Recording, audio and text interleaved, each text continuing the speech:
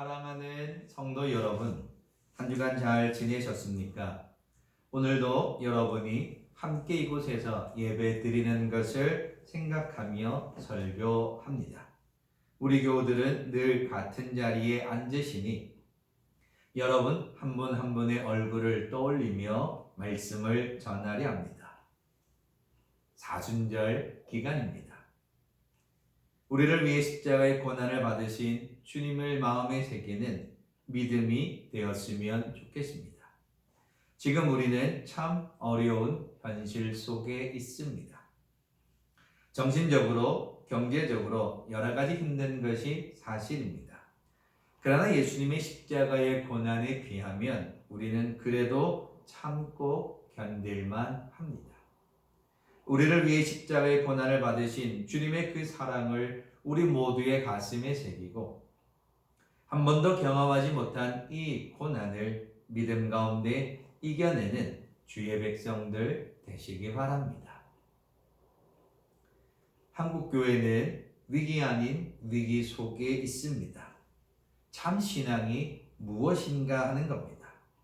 어느 교회는 예배를 드려야 참 신앙이다 말하고 어느 교회는 가정에서 드리는 예배도 예배이다 말하고 교회에서 예배를 드리지 않고 가정에서 예배를 드리니 예배가 예배 같지 않다 말하기도 합니다. 한 걸음 더 나아가 한 달이 되도록 교회에서 예배를 드리지 못하니 신앙이 흔들리기도 합니다. 방송에서는 함께 모여 교회에서 예배 드리는 교회를 비난하기 시작하였습니다.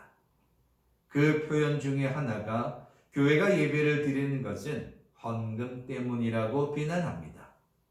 물론 상가에서 월세를 내야 하는 교회들 입장에서는 많이 힘든 것이 사실입니다.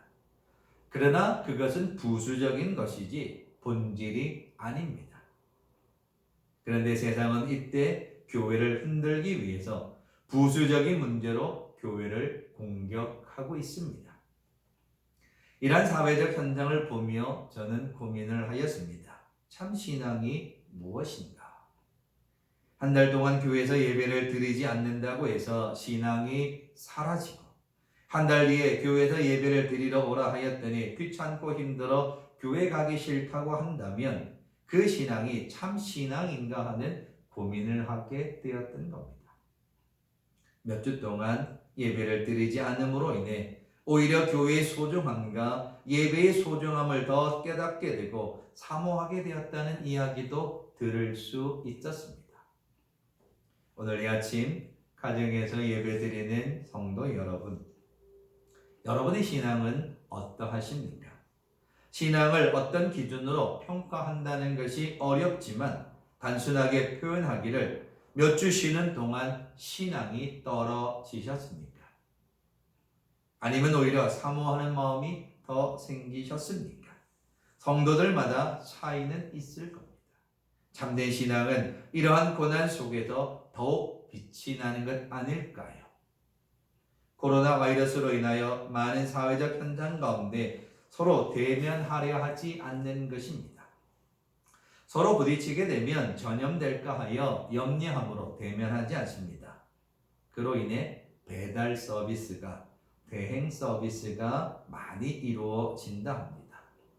외출을 삼가하고 있으니 배달 음식을 시켜 먹고 외출을 삼가하라 하니 나 대신에 마트에 가서 장을 보고 필요한 물품을 구입해주는 대행 서비스입니다. 며칠 전 보니 병원에 직접 가지 않고 처방을 받고 약을 제조해서 배달해주는 그런 일도 있다 합니다. 배달 서비스, 대행 서비스, 그 중에 대행 서비스를 하는 곳들이 많이 있습니다. 제가 살고 있는 사택도 한 주에 한 번 청소를 대행해 주고 있습니다. 매달 사택 관리비를 내고 있는데 아마도 그것으로 청소 대행을 하는 것 같습니다. 다른 곳으로 이사를 가게 되면 이사도 대행해 줍니다. 포장 이사도 있지만 처음부터 마지막까지 알아서 하는 대행 서비스도 있습니다. 제가 기억하는 특별한 대행 서비스 중에 결혼식을 위한 대행 서비스가 있었습니다. 결혼식을 해야 하는데 상대방 가족에 비해 우리 식구들이 너무 없습니다. 부모님 일찍 돌아가시고 친척도 없습니다. 한쪽에는 식구들도 많고 손님도 많은데 우리는 아무도 없으니 너무 기운다 하여서 결혼식을 대행해주는 업체가 있었습니다. 부모님 역할도 대행해주고 형제, 친척, 손님들 역할을 대행해주는 겁니다. 예전에는 결혼식은 보여주기 위한 결혼식이었기 때문에 우리가 이 정도 산다는 것을 나타내야 하기 때문에 손님이 없으면 나중에 이런저런 말들이 있기 때문에 결혼을 잘 했느냐 못했느냐 하는 대행하는 일들이 있었던 것이 사실입니다. 이런 대행 서비스가 있었다는 것은 다른 사람에게 보여주는 것에 대해서 우리 모두가 다 민감하게 반응하였기 때문입니다. 그와 같은 일이 오늘 본문에도 있습니다. 오늘 읽은 본문에서 베드로가 안디옥에 이르렀을 때에 바울로부터 책망을 받는 일이 있었습니다. 베드로가 안디옥에 왔습니다. 바울을 통하여 선교가 어떻게 이루어지는지 알고 보기 위하여 안디옥에 들렀습니다. 안디옥 교회는 선교의 전초 기지와 같은 곳이었습니다. 안디옥에 와보니 이방인들이 많이 있었습니다. 이방인들 가운데 예수님을 믿고 하나님의 백성 된 사람들이 많았습니다. 베드로는 그들과 함께 먹으며 식사를 하였습니다. 대화를 하고 있었던 모양입니다. 그런데 그때 예루살렘으로부터 온 유대인들이 오는 것을 보고 베드로가 두려워하여 식사를 멈추고 물러갔다라고 12절에 기록하고 있습니다. 조금 더 풀었으면 밥을 잘 먹고 있다가 대화를 나누다가 누가 온다 하니까 아닌 척하고 도망갔다는 겁니다. 살기 어려울 때에 빚쟁이가 오면 밥 먹다가도 도망가야 한다고 한 적이 있었습니다. 베드로는 그렇지 않은데 유대인들이 온다는 소식에 밥 먹던 숟가락도 내려놓고 아닌 척했다 이런 표현입니다. 베드로는 사도행전 10장에서 고넬료의 이야기를 통해 이방인들도 구원의 대상이 된다는 걸 이미 알고 있었습니다. 고넬료가 기도 중에 베드로를 초청하게 됩니다. 그리고는 베드로는 고넬료의 초청을 받기 이전에 주님이 보여주시는 환상을 보게 됩니다. 그 환상 가운데 보자기에 부정한 동물이 있었는데 그 부정한 동물들은 유대인들이 먹을 수 없는 동물이었습니다. 주께서 먹으라 하였습니다. 베드로는 먹을 수 없다 합니다. 주님이 먹으라 이야기합니다. 그 말은 그 환상을 통하여 이방인들도 구원을 받을 수 있다는 걸 베드로에게 알려주어서 고넬료의 집에 가게 되어지고 고넬료의 온 식구들이 다 구원을 받고 은혜 받았다는 사실이 사도행전 10장에 기록되어져 있습니다. 베드로는 이방인들이 구원의 대상인 걸 알고 있었습니다. 그런데 안디옥에서 이방인들하고 식사하던 중에 유대인들이 온다는 사실을 듣고 예루살렘으로부터 온 유대인들을 보는 순간 식사 자리에서 일어나 가버렸다는 겁니다. 그 이유가 뭘까요? 유대인들은 아직도 이방인들이 구원의 대상이 아니라고 생각하고 있었습니다. 유대인들의 입장에서 할례받지 않은 이방인들이 어떻게 구원을 받느냐? 그럴 수 없다는 겁니다. 그리고 더욱이 예수님의 사도라고 하는 사람이, 제자라고 하는 사람이 이방인들하고 이야기를 하고 식사하고 있다는 것은 유대인들의 입장에서는 받아들일 수 없는 문제였습니다. 그 사실을 잘 알고 있던 베드로는 그만 뒤로 물러가 버렸습니다. 괜히 구설수에 오를까 해서, 괜히 문제거리를 만들 필요 없다 해서 숨어 버렸던 겁니다. 물론 베드로는 이방인이 구원받는다는 것 알고 있었습니다. 그러나 그 당시의 상황이, 그 당시의 형편이 뒤로 물러가게 하고 숨어버리게 하였다라는 겁니다. 오늘 이 아침 가정에서 예배드리는 성도 여러분, 우리의 신앙은 누가 본다고 해서, 누가 뭐라고 한다고 해서 하는 신앙이 되어서는 안 됩니다. 누가 이렇다 저렇다 말을 해서가 아니라 주님 앞에서 나의 신앙을 고백하는 참된 신앙이 되어야 합니다. 신앙은 누구에게 보여주기 위한 것이 아닙니다. 신앙은 하나님과 나와의 관계입니다. 이번 코로나19로 인하여 이단에 대해 많이 알려지게 되었습니다. 우리가 알리려 할 적에는 많은 사람들이 몰랐는데 방송에서 이단에 대해 다 자세하게 알려주었습니다. 우리가 살고 있는 지역의 주민들도 이번에 이단에 대해서 똑똑히 알게 되었을 겁니다. 이번 바이러스로 인하여 방역 당국에서 이단에 속한 사람들을 찾으려 할 때 그들은 어떻게 하였습니까? 숨어버렸습니다. 자신이 다니는 교회가, 자신이 믿는 교주가, 자신이 믿는 신앙이 스스로 거짓이라는 것을 말하고 말았습니다. 오히려 당당하게 나타나 검사를 받았다면 그들은 비난받지 않았을 겁니다. 그런데 그들은 숨기 바빴습니다. 거짓을 나타내기 바빴습니다. 진실을 왜곡하려 하였습니다. 자신들의 신앙이 스스로 거짓이라는 것을 온 세상에 말하고 말았습니다. 우리가 몇 주간 예배를 드리지 못하였습니다. 예배를 드리지 못해서 신앙이 떨어졌다면, 신앙이 흔들린다 하면 그것이 참된 믿음이요 신앙일까요? 내가 교회 오는 것을 누구에게 보여주려고, 우리가 교회 다니는 것을, 예배 드리는 것을 보여주려고 한다면 그건 참 신앙이 아닐 것입니다. 참된 신앙은 어떤 환경과 여건 속에서도 흔들리지 않는 신앙입니다. 이번 바이러스로 인하여 오히려 주님을 더 사모하게 되고, 오히려 더 주님을 간절히 찾게 되고, 오히려 더 기도하게 되는 신앙이 하나님이 기뻐하시는 신앙이 아닐까요? 요즘 같은 때에 개학이 늦어져 자녀들이 집에 있습니다. 가정마다 여러 가지 힘드십니다. 그런데 부모님이 가장 기뻐하시는 것은 자녀들이 알아서 공부도 하고 건강도 유지하고 알아서 하나하나씩 해주길 바랍니다. 그럴 때 참 편하지요. 그런데 알아서 하지 못하고 서로 힘들고 서로 부딪히다 보니 가정에서 지낸 시간들이 참 어려운 겁니다. 옆에서 잔소리한다고 해서가 아니라, 야단한다고 해서가 아니라 때가 참에 알아서 자신에게 주어진 일을 감당해낼 때 기뻐하십니다. 베드로조차도 유대인이냐 이방인이냐 하는 문제 때문에 하나님의 말씀에 따라 움직이고 행동한 것이 아니라 보는 사람들 때문에, 시선 때문에 물러갔다는 겁니다. 오늘 이 아침 가정에서 드리는 모든 성도 여러분, 우리는 누구의 시선 때문에 기도하는 자가 아니라, 우리는 누구의 시선 때문에 예배드리는 자가 아니라 내가 오직 하나님만을 바라보며 주님만을 바라보며 기도하며 예배드릴 수 있는 참된 믿음을 가진 성도들 되시기 바랍니다. 위기는 기회라 하였습니다. 한 번도 경험하지 못한 위기의 시간입니다. 그런데 이 위기의 시간을 하나님을 믿는 믿음의 눈으로 바라보면 나의 믿음이 진짜인지 가짜인지 드러나는 시간과도 같다는 겁니다. 저는 혼자 이런 상상을 해보았습니다.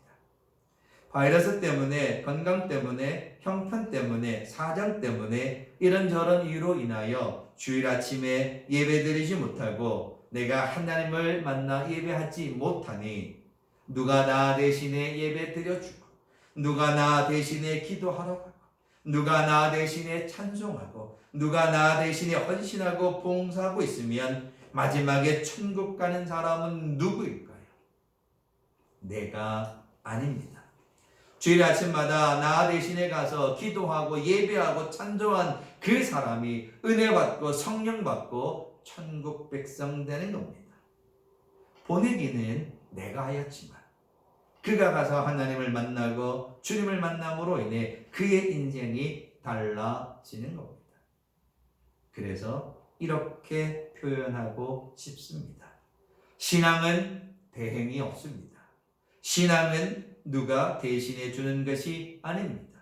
신앙은 보여주는 것이 아닙니다. 신앙은 내가 직접 기도의 현장에서, 예배의 현장에서 기도하고 예배하고 찬송하는 것입니다. 믿음은, 신앙은 대신해 주는 것이 아닙니다. 그런데 베드로는 사람을 의식하였습니다. 이방인들과 식사하다가 그만 뒤로 물러가고 말았습니다. 우리도 사람을 의식합니다. 세상 사람들이 우리를 보고 있습니다. 기도하는 자리, 예배 자리에서 뒤로 물러가는 어리석은 자가 되어서는 아니 됩니다. 언제나 주만 바라보고 기도하고 예배하는 믿음의 사람이 되어야 합니다. 누가 대신해 주는 건 아닙니다. 내가 그 자리에 있어야 합니다. 오늘 이 아침 예배드리는 여러분의 가정이 교회입니다. 두세 사람이 내 이름으로 모인 곳에 나도 그들과 함께 하신다. 주께서 우리에게 말씀해 주셨습니다. 오늘 이 아침 예배드리는 그 자리, 여러분이 모여있는 그 자리가 임마누엘 하나님의 응답의 자리인 줄 믿습니다. 의사 선생님이 방송에 나와 이런 표현을 하였습니다. 바이러스는 가장 약한 곳을 공격한다는 겁니다. 그래서 기저질환을 가지고 계신 분들을 공격하면 쉽게 바이러스의 공격으로 인해 무너지게 된다는 겁니다. 바이러스가 환자의 가장 약한 곳을 찾아가서 공격합니다. 기저질환이 없는 사람의 경우는 건강해서 그래도 잘 이겨낼 수 있다는 거죠. 바이러스는 약한 곳을 찾아 공격한다는 겁니다. 저는 그 이야기를 들으며 우리 신앙도 그렇다는 겁니다. 바이러스로 인하여 평상시에 약한 믿음을 가지고 있다면 쉽게 무너집니다. 그러나 건강한 믿음을 가지고 있으면 바이러스가 아무리 공격해도 무너지지 않습니다. 바이러스를 우리의 영을 공격하는 사단이라고 말한다면 사단은 우리의 가장 약한 부분을 공격합니다. 물질 때문에 항상 힘들게 되면 사단은 물질 문제로 나를 공격합니다. 가정에 힘든 일이 있다면 부부의 관계를 통하여 사단은 나를 공격합니다. 건강에 문제가 있다면 그것으로 사단은 나를 공격하여 힘들게 합니다. 사람들과의 관계가 문제가 있다면 사단은 그것으로 나를 공격하여 모든 관계를 끊어버릴 겁니다. 사단은, 바이러스는 나의 가장 약한 부분을 공격해 온다는 겁니다. 코로나19 바이러스로 인하여 한국교회는 예배가 공격을 받고 있습니다. 저는 이 말씀을 준비하며 우리가 그동안 예배에 너무나 소홀하지 않았는가 생각해 봅니다. 우리의 믿음은 참 믿음일까요? 이제 말씀을 맺으려 합니다. 베드로는 이방인들과 식사를 하다가 사람들이 오자 숨어버렸습니다. 이방인들도 구원의 대상이라고 예수님이 고넬료를 통하여 분명하게 알려주었는데도 불구하고 베드로의 생각은 아직도 그 사실을 받아들이지 못하고 있었던 겁니다. 그래서 뒤로 물러가게 되었고 그 일로 인하여 11절에 바울로부터 책망을 받았던 겁니다. 오늘 이 아침 예배드리는 성도 여러분, 우리는 바울이 책망하는 신앙일까요? 아니면 잘했다 칭찬하는 신앙일까요? 지난 몇 주간 참 어렵고 힘든 가운데 우리 성도들이 믿음으로 잘 이겨내고 있음을 알게 되었습니다. 신앙으로 이기려고 노력하시고 방역당국의 지시에 잘 따라 지내는 걸 보면서 목사인 제 나름으로 생각해 보았습니다. 이 어려운 때에 그래도 흔들리지 않고 믿음으로 잘 이겨내고 계시는구나. 책망이 아니라 잘했다라는 칭찬을 받을 수 있는 믿음이 아닌가 생각해 보았습니다. 지난 몇 주간 가정에서 예배를 드렸습니다. 그렇다고 해서 신앙이 약해지거나 흔들리는 성도가 아니라 이 고난이 오히려 우리를 더 강건하게, 담대하게, 충만하게 하는 하나님의 뜻이 있음을 깨닫고 더욱더 담대하게 강건해지는 믿음을 소유하는 참된 신앙의 성도들 되시기 바랍니다. 우리의 힘은 십자가입니다. 나의 힘은 오직 십자가의 은혜입니다. 그 사실을 다시 한번 가슴에 새기고 거짓된 신앙이 아니라 가짜 신앙이 아니라 진짜 백의 신앙이 되어서 이 어려운 때를 십자가를 향한 믿음으로 담대하게 이겨내는 사랑하는 주의 성도들 되시길 주님의 이름으로 축원합니다.